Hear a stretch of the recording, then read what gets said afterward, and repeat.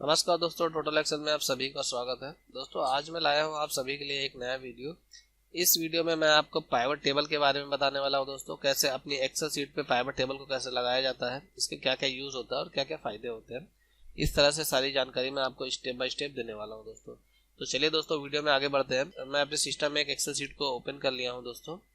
तो दोस्तों pivot table को लगाने से पहले इसके विषय में मैं आपको कुछ डिटेल्स बताना चाहूँगा कि पाइवट टेबल का यूज़ कब किया जाता है, क्यों किया जाता है और इसके क्या फ़ायदे होते हैं। पाइवट टेबल आपका जो यूज़ होता है दोस्तों, किसी भी कंपनी में जब आप कोई डेटा बनाते हैं तो उस डेटा की रिपोर्ट पब्लिश करना होता है दोस्तों।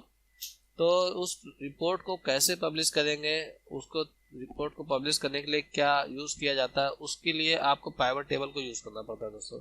क्योंकि जब आप कोई डेटा बनाते हैं तो वो एक रॉ डेटा होता है। रॉ डेटा में कई तरह की आपकी चीज़ें होती है, उसमें कंपनी के नाम बहुत सारा होता है मान लीजिए, या लोकेशन बहुत सारी होती है, या स्टेट है, या आपका मंथ वाइज बहुत सारा डेटा होता है, बहुत सारे आपका सेल होती है, बहुत सारी चीज़ें होती है।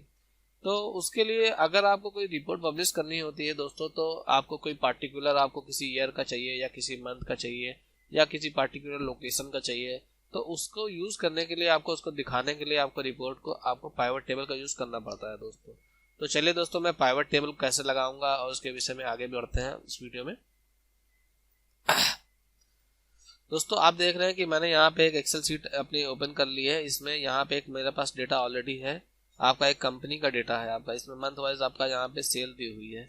तो पाइवट टेबल को लगाने के लिए सबसे पहले दोस्तों आपको अपने कर्सर को, जो भी आपका जिस भी सेल को सिलेक्ट है, आप इसी सीट के इस डेटा के ऊपर कर रख लीजिएगा। सबसे पहले डेटा के ऊपर रख लेने से आपका ये जो डेटा है ये ऑटोमेटिक ही सेलेक्ट हो जाता है। जब भी आप इसे इंसर्ट, जैसे ही पाइवट टेबल लगाएंगे, पूरा डेटा ऑटोमेटिक यहाँ से ले लेता है। तो इसको यहाँ पे कर्सर रखने के बाद आपका किसी भी सेल पे आप रख सकते हैं डेटा पे। उसके बाद आप देखेंगे कि टूल बार में आपका यहाँ पे इंसर्ट का एक ऑप्शन आता है। इंसर्ट के ऑप्शन पे जाने के बाद आपका यहाँ पर आप देखेंगे कि टेब आपका सबसे आगे ही आपका होगा पाइवट टेबल लिखा होगा। उस पर जैसे ही आप क्लिक करेंगे तो आप देखेंगे कि आपका जो डेटा था वो ऑटोमेटिक ही आपका यहाँ पे जो पूरी डेटा की रेंज है उसने यहाँ से सेलेक्ट कर लिया है। यहाँ पे दोस्तों आप सिलेक्ट करने के बाद आप यहाँ पे ओके करेंगे। ओके करने के से पहले आप देखेंगे कि इस सीट में कुछ डिटेल्स दी हुई है। इसमें आपका रेंज सिलेक्ट करने के लिए दिया हुआ था, रेंज यहाँ पे ऑटोमेटिक सिलेक्ट हो गई है। और उसके नीचे आप देख रहे हैं choose where you want to pivot table report to be placed. जहाँ पे अभी आप पाइवट टेबल की इस रिपोर्ट को दिखाना चाहते हैं वो आपसे पूछ रहा है। यहाँ पे लिखा हुआ है न्यू वर्कशीट, यानी कि नई वर्कशीट पे आप दिखाना चाहते हैं, या फिर एग्जिस्टिंग वर्कशीट पे, यानी कि यही सीट पे ही दिखाना चाहते हैं। तो मैं यहाँ पे न्यू पे ही टिक रहने देता हूँ, ताकि मुझे ये जो रिपोर्ट पब्लिश होगी वो नए वर्कशीट पे पब्लिश हो। और मैं यहाँ पे ओके कर देता हूँ। तो जैसे आप दोस्तों ओके करेंगे कि आप देखेंगे एक सीट 4 ओपन हो गई है, न्यू एक ओपन हो गई है, सीट 4 लिख करके आ गया। सीट 3 पे हम थे यहाँ पे, तो मैं सीट 3 पे वापस जा रहा हूँ। इस तरह से हमारा ये डेटा यहाँ पे शो कर रहा है। अब मैं अपनी रिपोर्ट को यहाँ पे पाइवट टेबल के द्वारा यहाँ पे पब्लिश करूंगा दोस्तों। तो मैं यहाँ पे सबसे पहले कंपनीज के नेम ले लेता हूँ। कंपनीज के नेम आपको रो लेवल में रखने हैं यहाँ पे इस तरह से। तो जितने भी कंपनी के नेम्स होंगे वो आपके इस तरह से यहाँ पे शो कर जाएंगे। अब मुझे यहाँ पे लोकेशन अगर आपको चाहिए तो लोकेशन आप रख सकते हैं। मैं यहाँ पे सबसे पहले जनवरी की सेल ले लेता हूँ, क्योंकि मुझे केवल जनवरी की सेल दिखानी है। तो यहाँ पे आपका जो अल्काटेल या जितनी भी कंपनी यहाँ पे दी हुई है उसका जनवरी की सेल इस तरह से दिखा रहा है आपका।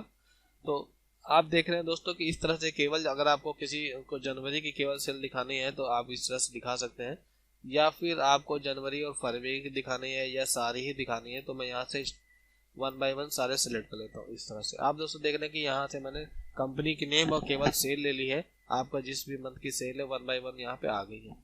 तो अगर आपको इसको भी नहीं चाहिए, मैं यहाँ से एक दूसरा तरीका देख लेता हूँ और भी डेटा बना करके।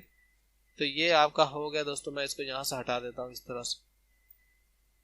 तो ये आपका होगा कि कंपनी का आपका जो यहाँ पे मंथ वाइज आपका रिपोर्ट थी वो मैंने इस तरह से पब्लिश हम कर सकते हैं। उसके बाद मैं यहाँ पे एक देख लेता हूँ कि मुझे कंपनी का नेम नहीं चाहिए, पहले मुझे चाहिए स्टेट। मैंने स्टेट ले लिया है दोस्तों। स्टेट के बाद मुझे चाहिए कि यहाँ पे कंपनी का नाम, कि किस किस स्टेट में कौन कौन सी कंपनी यहाँ पे है, इस तरह से। तो ये आपका स्टेट आ गया। उसके बाद कंपनी का नाम आ गया। कंपनी का नाम आने के बाद मैं यहाँ पे टोटल सेल ले लेता हूँ इस तरह से। तो आप देख रहे हैं कि बिहार की एक रिपोर्ट पब्लिश हो रही है हमारे द्वारा, इस पाइवट टेबल के द्वारा, कि आपका यहाँ पे बिहार है, बिहार में इतने सारे हमारे कंपनी है। और हरियाणा में इतने सारे कंपनी है, इस तरह से कंपनी दी हुई है। उसके बाद आपका आगे जो दिया हुआ है वो आपको टोटल सेल दी हुई है मंथ वाइज। आपकी जो टोटल मंथ की जो मैंने सेल यहाँ पे ऑलरेडी यहाँ पे कैलकुलेट कर रखी थी, उस तरह से आपको यहाँ पे इस तरह से आ गया हुआ है। तो आपको एक नीचे एक ऑप्शन और दिखा रहा होगा ग्रांड टोटल। ग्रांड टोटल दोस्तों यहाँ पे ऑटोमेटिक लग जाता है, कोई दिक्कत नहीं है। पाइवट टेबल में रिपोर्ट में और भी अच्छा लगता है आपका ये सारा चीज़ों को ग्रांड टोटल आपका नीचे दिखा रहा है इस तरह से। तो एक ये दूसरी रिपोर्ट पब्लिश हो गई कि आपको मैं जो स्टेट वाइज मुझे कंपनी के नाम के साथ में टोटल सेल दिखानी थी, मैंने वो दिखा दी। क्योंकि बॉस किसी भी तरह से आपसे मांग सकता है डेटा, तो आपको सारी चीज़ों के लिए तैयार रहना पड़ता है, सारी चीज़ों के लिए पहले से ही, ताकि आपको कोई दिक्कत ना हो। तो अब मैं एक दूसरा डेटा बना लेता हूँ। मैंने सबसे पहले इसको अनचेक कर लेता हूँ ताकि ये सारी चीज़ें यहाँ से हट जाएँ इस तरह से। तो मैंने इसे हटा लिया। अब मैं चाहता हूँ कि ये मेरा स्टेट वाइज हो गया। अब मैं लोकेशन वाइज में चाहता हूँ, मुझे लोकेशन 4 लोकेशन दी हुई है। अब मैं इसमें कंपनी के नेम ले लेता हूँ। मैंने कंपनी के नेम ले लिए। अब मैं या तो फिर उसके बाद फिर से मैं टोटल से ले लेता हूँ, मैंने वो ले ली। या फिर मैं केवल जनवरी का डेटा ले लेता हूँ, मैंने वो ले ली। इस तरह से एक और डेटा बन कर गया आ गया आपका आपके सामने। इसमें आपका सबसे पहले लोकेशन वाइज दिया हुआ 4 लोकेशन दी हुई है, उस तरह से आपका पूरा डेटा यहाँ पे आ चुका है। तो इसको भी मैं यहाँ से हटा देता हूँ और भी अच्छे तरीके से मैं देख लेता हूँ। अब मैं यहाँ पे एक लोकेशन ले लेता हूँ और लोकेशन के बाद आपका यहाँ पे लोकेशन में कितने स्टेट आ रहे हैं वो देख लेता हूँ इस तरह से। फिर टोटल से ले लेता हूँ, वो भी मैं ले लेता हूँ। इस तरह से एक रिपोर्ट और तैयार होगी। तो आप जितनी चाहे उतनी रिपोर्ट यहाँ पे इस तरह से आप 1 बाय 1 आप चेक कर सकते हैं। आप आराम से यहाँ पे रिपोर्ट को जो है वहाँ से पब्लिश कर सकते हैं दोस्तों। अब मैं वीडियो में आगे बढ़ता हूँ कि इसमें और भी चीज़ें क्या हैं। ये आपका हो गया रिपोर्ट पब्लिश करने का तरीका कि कैसे आप कर सकते हैं। तो और भी तरीके हैं, मैं एक और तरीका दिखा देता हूँ। मैं लोकेशन ले लिया हूँ। लोकेशन के बाद मैं यहाँ पे स्टेट जो है मैं यहाँ पे कॉलम में डाल देता हूँ। मेरे पास जो स्टेट है आपके वो बहुत सारे हैं, तो स्टेट में नहीं लेता हूँ। सबसे पहले मैं यहाँ पे इसको हटा देता हूँ। मैं कंपनी के नेम ले रहा हूँ, मैंने कंपनी के नेम ले लिए। अब मैं यहाँ पे लोकेशन ले लेता हूँ। मैं लोकेशन को यहाँ पे नहीं डालूंगा, रो में नहीं डालूंगा, मैं कॉलम लेवल पे डालूंगा। तो इस तरह से कॉलम पे आ गया। अब मैं यहाँ पे अपना मंथ की सेल ले लेता हूँ, जनवरी मंथ की सेल ले लेता हूँ। इस तरह से आप देख रहे हैं कि ये अपनी कंपनी का नाम है और जो लोकेशन है ये दोस्तों ऊपर दे दिया गया है इस तरह से। और आपका यहाँ पे टोटल सेल भी दी हुई है। ग्रांड टोटल इधर भी आ गया, ग्रांड टोटल नीचे भी आ गया, दोनों तरफ से आपका ग्रांड टोटल आ गया। मैं यहाँ से ये इस तरह से भी एक रिपोर्ट बना सकते हैं कि आपको यहाँ पे कंपनी का नेम चाहिए और आपको लोकेशन वाइज आपको डेटा चाहिए। ये हो गया आपका। अगर आपको कॉलम में और भी चीज़ें लगानी है, यहाँ पे एक होता है रिपोर्ट फिल्टर का, तो मैं यहाँ पे इसको भी ले लेता हूँ। सबसे पहले इसको मैं यहाँ ले लेता हूँ लोकेशन को, और यहाँ पे स्टेट को मैं यहाँ पे ले लेता हूँ। ये हमारा हो गया डेटा। आप देख रहे हैं कंपनी के नेम भी आ गए इसमें। इसमें आपका स्टेट का नाम आ गया है और यहाँ पे लोकेशन आ गई है। अब यहाँ पे मैं ईस्ट को सिलेक्ट कर लेता हूँ इस तरह से। जैसे ईस्ट को सिलेक्ट करेंगे यहाँ पे आपका देखेंगे कि ईस्ट में आपका ये आपकी इतने इतने आ रहे हैं, सेल हुई है टोटल आपकी। उसके बाद आपका यहाँ पे वेस्ट सेलेक्ट करना चाहे वेस्ट नॉर्थ ले सकते हैं। आपको अगर मल्टीपल सिलेक्ट करना तो यहाँ पे आपको सेलेक्ट मल्टीपल आइटम पे क्लिक करना होगा। आपको ईस्ट भी चाहिए, नॉर्थ भी चाहिए, तो इस तरह से आप कर सकते हैं। तो दोस्तों आप देख रहे हैं कि इस तरह से वी लुकअप आप इसे इजीली तरीके से आप रिपोर्ट को पब्लिक कर सकते हैं। आप कोई जब आप रिपोर्ट फिल्टर करना होगा तो आप इसे यहाँ पे यूज़ करिएगा। और जब भी आपको इस तरह से कॉलम्स लेवल लेना होगा तो आप कोई भी चीज़ यहाँ पे लाइएगा। कंपनी का नाम या किसी जिस भी डेटा के विषय में आप देना चाहते हैं तो आप उसे पहले रो लेवल में रखिएगा। और वैल्यूज जितनी भी वैल्यूज होगी आप इसे यहाँ पे लिख जाएगा इस तरह से। तो दोस्तों आप देख रहे हैं यहाँ पे और भी चीज़ें होती हैं। यहाँ पे वैल्यूज में आप जब क्लिक करेंगे आप तो देखेंगे यहाँ पे काउंट होता है, एवरेज होता है, मैक्स होता है, मिन होता है, सारी चीज़ें होती है। आप जो भी आप इसे यूज़ करना चाहें उसे आप ले सकते हैं। काउंट लेना चाहें तो काउंट कर सकते हैं या फिर सम। मुझे फिलहाल तो सम चाहिए तो मैंने सम ले रखा है दोस्तों इस तरह से। अब दोस्तों मैं और भी बताना चाहता हूँ कि जैसे आपकी ये सीट है, आपने कोई रॉ शीट बना रखी है, तो रॉ शीट में आप देखेंगे कि कभी कभी डेटा बदलता रहता है। तो मेरे पास जो था यहाँ पे 64300 था, तो मेरे पास जो अब हो गया है मैं यहाँ पे आप देख रहे हैं कि 64,300 है। अब मैं यहाँ पे कर देता हूँ 88,300 इस तरह से। यानी कि जो जीवनी की थी वो 88,300 हो गई है। तो मैं यहाँ पे जो जीवनी का मैं इसको सबसे पहले हटा देता हूँ स्टेट को यहाँ से इस तरह से। कंपनी का मैं सेलेक्ट कर लेता हूँ और ये फिल्टर मैं सारा यहाँ पे लगा लेता हूँ या फिर फिल्टर में हटा देता हूँ इस तरह से। आप देखेंगे जीवनी का यहाँ पे हो गया है 88,300, और बट यहाँ पे रिपोर्ट में जो जीवनी का दिखाएगा वो अभी वही दिखा रहा होगा, उसमें कोई भी बदलाव नहीं हुआ होगा। तो मैं यहाँ पे दोस्तों दिखा देता हूँ आपको, ये जीवनी है। यहाँ पे आप दोस्तों देख रहे हैं कि 24,789 ये जनवरी का है दोस्तों। और सबसे पहले मैं टोटल से ले आता हूँ यहाँ पे इस तरह से। जी हाँ, आप देख रहे हैं कि यहाँ पे जो आ रहा है वो 64,300 ही आ रहा है आपका। मैंने यहाँ पे जो कर दिया है वो 88,300 कर दिया है, यहाँ पे डेटा में मैंने चेंजेस कर दिया है। लेकिन आप देख रहे हैं कि यहाँ पे जो आ रहा है जीवनी का वो पुराना ही आपका शो कर रहा है, इस तरह से 64,300 ही शो कर रहा है।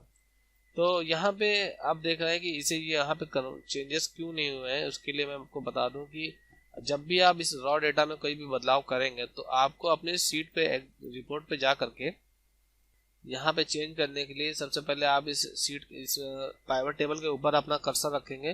कर्सर रखने के बाद यहाँ पे आपका कुछ ऑप्शन खुल जाता है। तो यहाँ पे आपको एक ऑप्शन का बटन आता है, ऑप्शन पे जैसे क्लिक करेंगे तो यहाँ रिफ्रेश का ऑप्शन आता है।